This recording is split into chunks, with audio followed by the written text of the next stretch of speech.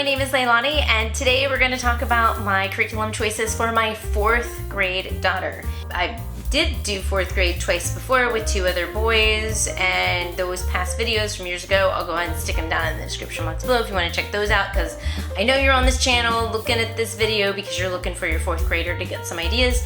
So I am a former public and private school teacher. I am a homeschool evaluator in the state of Florida, and welcome to my channel. Let me get started. I'm jumping into language arts, okay? Because it does seem to have a lot of components. Now, if you have been watching my channel for a while, you know I'm gonna say IEW. Ding, ding, ding, you got it right. I love IEW, and if you've never seen anything about IEW, I have lots of videos, description box, iCards, all the things. But she is starting in her first year on structure and style. Last year, she did Bible Heroes. This year, she's doing structure and style, year 1, level A. My son did it, my soon-to-be 6th grader did it last year. And so we are using the streaming forever services because once again, they're streaming forever, so we still have access to them. All I had to get for him this year was the notebook binder and the guts for the binder. Now, what a great companion piece is for IEW for IEW Structure and Style is their Fix It Grammar series. This is level 1, Nose Tree, which pairs perfectly with year 1, level A, Structure and Style. And I love this curriculum. It's gonna do everything except diagramming. If you are interested in diagramming, Well-Trained Mind is your best friend. But if you don't want diagramming and you want everything else, this is your best friend. What is nice, the Nose Tree, it's a story.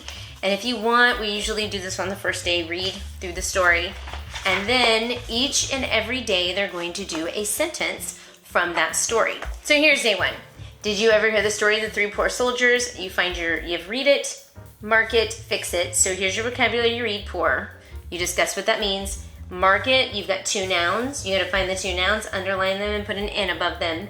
And then fix the capital in 1 ending mark, and then rewrite it correctly. It takes 15 minutes at most to do, maybe not even. And it is spiral. The kids don't even realize that they're learning grammar because they're basically just doing and locating the same kind of parts of speech and doing the same edits every single day, but they're just adding on. So if you look at the very end, you're gonna have something more like this, which is much more to do. But it's gonna be easy for them because they've been doing it every day. She's doing Nose Tree, Fix It Grammar, great companion for Structure and Style. You have a full, complete language arts curriculum with the exception of spelling, which IEW does have. Now, my daughter, my favorite spelling, by the way, hands down, is all about spelling. And because she did that, her spelling is pretty good. So we haven't really been doing spelling since, this sounds really bad, but we haven't really been doing spelling for a while. Because she gets it. Well, this year she started showing some weaknesses in the area of spelling, so I went out and got BJU spelling.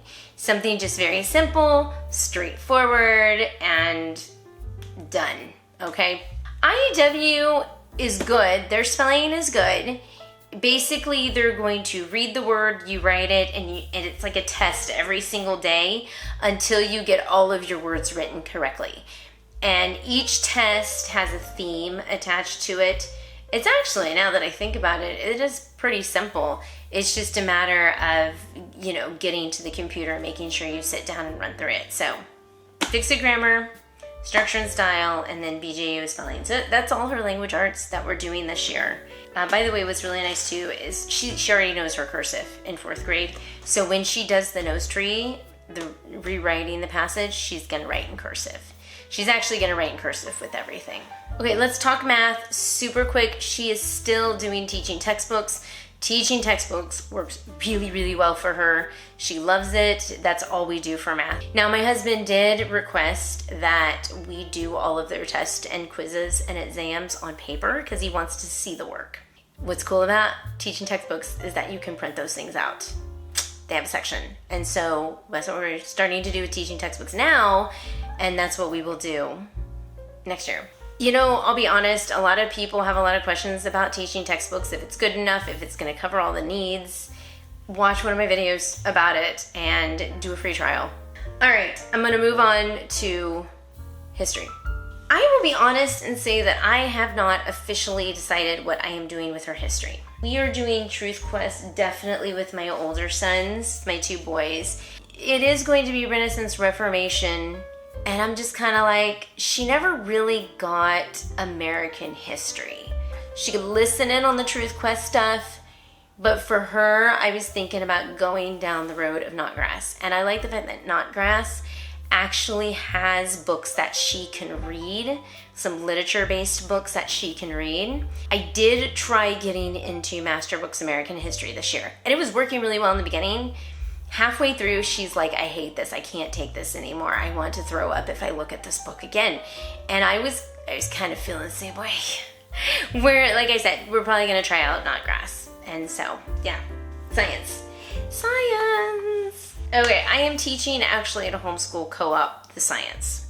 And she is in the science class. It's the upper elementary class, so it's going to be 3rd, 4th, and 5th grade, and some 6th graders are going to trickle in there depending upon what their parents want. And the science class is entitled Paleontology, or Creation from a Creation Perspective. Paleontology, what else do we have? Earth, rocks, paleontology, that kind of stuff. And because I have a lot of resources already for science, I have I'll show you, I'm gonna unit study it with some spines.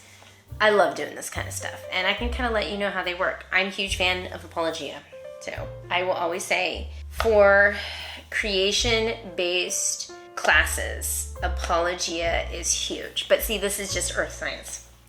Just earth science. I don't know if it gets into the paleontology side of things. Like, I literally want to be talking dinosaurs with these kids. I just want to talk dinosaurs. The thing is, this one has a lot of, look, it has atmosphere, weather, forecast, climate, and weather. And I wasn't really planning on getting into that with them. I wanted to focus on the earth with the rocks and the things there, okay? So I'm probably going to be stealing some stuff from Apologia, which is amazing. I love Apologia. Then I went ahead and I purchased this. So this is 4th through 6th grade. It's elementary, paleontology, dinosaurs. So this is Masterbooks. Okay. Now, as you've heard, I don't have a great history with Masterbooks. I go up and down, I go back and forth, and I do like their sciences though, because their sciences come from Answers in Genesis. And I do like that ministry in general, mostly because I like the people that work there. I really do. You know what? It has a lot to do with the people that work for Answers in Genesis, okay? The scientists that work there, all right? I love them as people, and I love what they teach about, and so, yeah. So what I'm gonna do is I've got the Apologia Earth Science, and then I've got the Paleontology. What Masterbooks does is they've got this teacher guide, and in reality what the teacher guide is a workbook. It's a workbook, and it's in color too, which is actually kind of cool. The answers are in the back, so you want to kind of maybe take and these are the answers right here. The rest of it is a workbook. I don't know why they call it a teacher guide. It should be teacher guide and workbook. It's 36 weeks if you follow their assignment chart. They actually have one where they will give you a guide if you want to follow that. What they have done is they have taken a number of these books. So this is one of them. This is one of them. This is one of them. This is one of them. Right here. There's another one called Dinosaurs, which I have a couple copies of those in the other room. That one we just have because they're really good. These are actually written by some of the scientists that work over at Answers in Genesis. So, for example, this one's Dinosaurs of Eden. Did Adam and Noah live with dinosaurs? It is written by Ken Ham, who is Answers in Genesis. They are going to go through in this book right here. They're going to say read pages such and such through such and such, and then complete this workbook page is what they do. Oh, by the way, this is the other book that I have, which is amazing. Actually, I like reading that with my kids. It's kind of a fun go through. So they actually, you can see, if you go through this book, they're divided up. You know, here's all the ones for that dinosaur book, and then they've got this one next. Look at all the color pictures too. See, that's pretty cool that the pictures are colored. The other teacher guides that I have from Masterbooks aren't colored like this. That's pretty sweet that it's colored. So other than that, I kind of touched on the four biggies. I know that we are registering her for a musical theater class next year, which I'm excited about. This is actually really, really, really cool, okay? So there is a dance organization in our area that provides dance lessons to kids that have disabilities, physical disabilities, whether they're in a wheelchair, whether they're an amputee, whether they have autism, whether they have Down syndrome. They have a lot of kids there that have disabilities.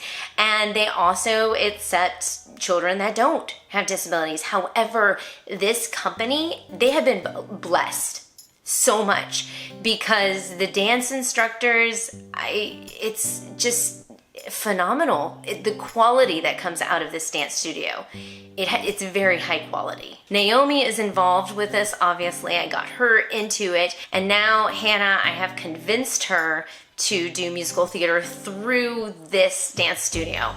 I am ecstatic because now we can all go one place and back to back same time kind of situation instead of driving. It literally saves me an hour, okay? I think this too is also going to build her confidence because she is a part of the dance team at our congregation. What else is she doing? She's going to take a physical education class through the co-op. She's going to take my class through the co-op. We're looking at doing a music class through the co-op, and between that or an art class, we're kind of up in the air. I'm going to play it by ear. I'm probably going to decide like the day that classes start. She does piano. We're going to do simply piano with her. Continue with that just to kind of give her a little bit of that in the arts area. Type C, that's something we do all the time. Oh, reading, not grass, which we probably will do, not grass. That's gonna cover a lot of the reading literature components, but we are looking at doing Anne of Green Gables, which I don't know how we're gonna fit it in. We just are somehow. I know it's an older book. It's usually, I think 6th grade is the average, but she's really good at comprehension. We also do Bible, and that's like a big portion of like everyday stuff. And I have a video that I'm gonna come out where I just talk about how we do the Bible, just across the board, how we teach the Bible to our kids. So I'm gonna put that video out. It's coming out very, very soon that you can check it out if you're curious. That's why I left the Bible out of this one. Other than that, I think we got it covered. So if you have any questions, all the extra videos that attach to some of these curricula that I mentioned will be in the description box below. And other than that, have a wonderful rest of your day.